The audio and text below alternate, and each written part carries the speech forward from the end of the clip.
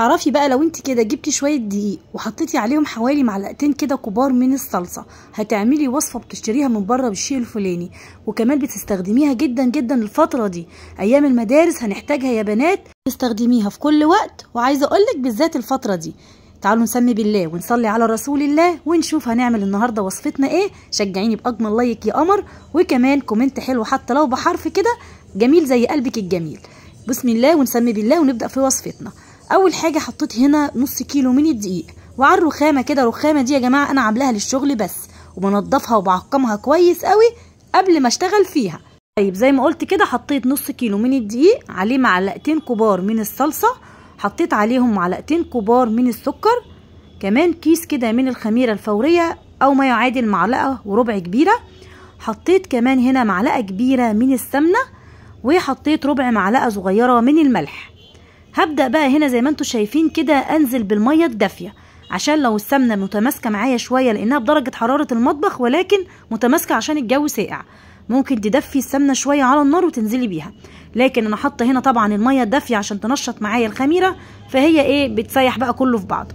طيب هبدأ بها هنا اعجن باول كوباية من المية، وهبدأ الم العجينة كده كويس قوي، المها كمان بربع كوباية مية، يبقى هنا استخدمت السوائل بتاعتي كوبايه وربع من الميه على النص كيلو من الدقيق. وعايزه اقولك ممكن تستخدمي الميه دي تستبدليها بحليب، لكن انا حبيت اعملها لكم اقتصاديه وكمان زي اللي بتيجي من بره بالظبط، هم مش بيبقوا عاجنينها طبعا بلبن يعني. طيب هبدا بقى اعجنها كويس قوي قوي لحد ما تبقى العجينه زي ما انتم شايفين كده متماسكه، ولكن لينه جدا معايا وبتلزق كده في الايد زي ما انتم شايفين. انا عاوزه العجينه تكون طريه تمام. هبدا احطها هنا في البوله مدهونه كده رشه بالدقيق، وعلى الوش برده كده رشه بالدقيق او الزيت مفيش اي مشكله، وهغطيها تختمر معايا زي ما حضراتكم هتشوفوا دلوقتي. صلوا على النبي وكل عام وحضراتكم بخير.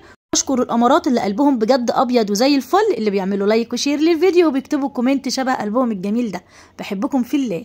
طيب بصوا بقى الحشوه هنا هبدا ايه. عندي هنا حبه البركه طبعا للتزيين، عندي هنا بقى نوع الجبنه اللي هي الجبنه البراميلي، وعندي جبنه موتزاريلا، وطبعا هنا اي نوع جبنه انت حابه تحشي بيه هتحشي بيه، ولكن الوصفه دي عايزه اقول لكم بتبقى اجمل طبعا بالجبنه البراميلي، وهي اصلا بتيجي من بره بالجبنه البراميلي. اكتبوا لي دلوقتي في الكومنتات وقولوا لي هي ايه، طبعا عرفتوها. عايزه اقول لكم النهارده هنعمل اجمل والذ بوريك افران، بنجيبه من بره تحفه بجد بجد وبيكون عاجبنا وبنروح نجيبه، والكيلو دلوقتي بقى غالي جدا من بره يا جماعه. وعايزه اقولك انت ممكن تعمليه في البيت زي ما شفتي، شويه دقيق وعليهم معلقتين صلصه، هتعملي اجمل والذ بوريك الافران في البيت للاولاد. احنا في ايام مدارس بينفع جدا في الفطار والعشاء، كمان في اللانش بوكس للاولاد، حلو جدا على فكره. في ايام رمضان في السحور برضو حاجه خفيفه كده. ابدا هنا زي ما انتم شايفين شكلت بقى العجينه بتاعتي على كرات صغيره زي ما انتم شايفين هنا، حسب بقى اختيارك لحجم البوريك بتاعك، ولكن احنا بنجيبه من بره بيكون صغير شويه. هتعملي الكوره حوالي 20 جرام، من 20 ل 25 جرام. طبعا انا هنا ما كانش عندي ميزان فعملتها كده عشوائي، ولكن انت ممكن تعمليها 20 جرام هتبقى مظبوطه معاكي جدا جدا. ممكن تطلع معاكي اكتر من 40 ولا 50 واحده، انا عملت هنا طلعوا معايا 30 واحده من البوريك. شوفي انت بقى عشان تشتري نص كيلو بس من بره من بوريك الافران او زي ما انتم شايفين كده بتجيبيه بكام، ومش بيطلع طبعا اكيد 30 واحده دي خالص يعني. طيب هتبداي بقى هنا تشكليها على طول بالشكل ده، تاخدي من اول واحده طبعا شكلتيها كوره، هتبداي تاخديها بالشكل ده، تدهني بس كده تعفري بس تعفيره كده بالدقيق، وتبداي تفردي عليها قطعه البوريك بتاعتك بالشكل ده، وتحطي قطعه الجبنه وتلفيها كده رول زي ما انت شايفه بالشكل ده كده. عايزه اقول لك سهل جدا، هتعمليها في ثواني وانت واقفه، مش هتاخد منك 10 دقائق، وهتعملي ممكن تعمليها كميات كبيره لو انت عايزه مثلا كيلو دقيق 2 كيلو وانت قاعده فاضيه كده، وهتبداي تسويه وتشيليه في الفريزر عادي، وبيبقى زي الفل وتاكليه يا ست الكل كانه جاي طازه. تعالوا كمان اوريكم واحده من عن قريب. بصوا بنعفر بس كده سطح العمل بتاعنا بالدقيق عشان طبعا العجينه طريه جدا معانا ما تلزقش، وهتبداي تجيبي كده بالمردانه بالشكل ده، وممكن بايدك على فكره لانها طريه جدا معانا وبتفرد بكل سهوله. وهبدا اجيب كده قطعه الجبنه بالشكل ده، وطبعا هي معروفه بالجبنه البراميلي وبتبقى حادقه كده وحلوه في قلب البوريك. طبعا انا هنا حطيت جبنه كمان موتزاريلا، براحتك بقى انت خالص اي نوع جبنه، ولكن افضل لك طبعا اللي هي الجبنه البراميلي لانها بتكون ناشفه وما فيهاش ميه كتير فبتستحمل معاكي الفرن. بصي هبدا هنا الفها، احط حته الجبنه والفها رول اهو، وبقفل كويس قوي كده زي ما انت شايفه.